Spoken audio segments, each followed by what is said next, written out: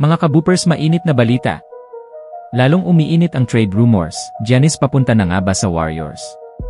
Usap-usapan ngayon sa NBA World ang posibilidad na lumipat si Giannis Antetokounmpo sa Golden State Warriors, lalo na't sunod-sunod ang mga clues na tila may nangyayaring recruitment sa likod ng bola. Pero bago tayo magpatuloy, huwag kalimutang mag-like at mag-subscribe para updated ka sa lahat ng kaganapan sa mundo ng basketball. Kamakailan lang, nakita si Giannis na naka-Stephen Curry Warriors jersey habang nagbabakasyon sa isang beach sa San Francisco. Agad itong nag-viral at naging sentro ng spekulasyon ng fans sa social media. Pero hindi lang yon ang dahilan ng haka-haka. Sa All-Star break, nag-host ng isang private party si Stephen Curry sa lungsod ng San Francisco, at si Giannis ang nag-iisang non-Warriors player na dumalo. Friendly lang ba talaga?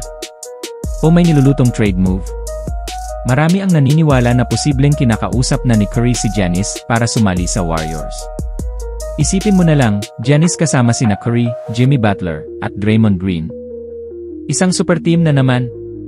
Kung mangyari ito, tiyak na mag-iba ang landscape ng NBA at posibleng magkaroon muli ng bagong dynasty sa Bay Area. Bagamat wala pang kumpirmasyon, hindi na imposibleng mangyari ito.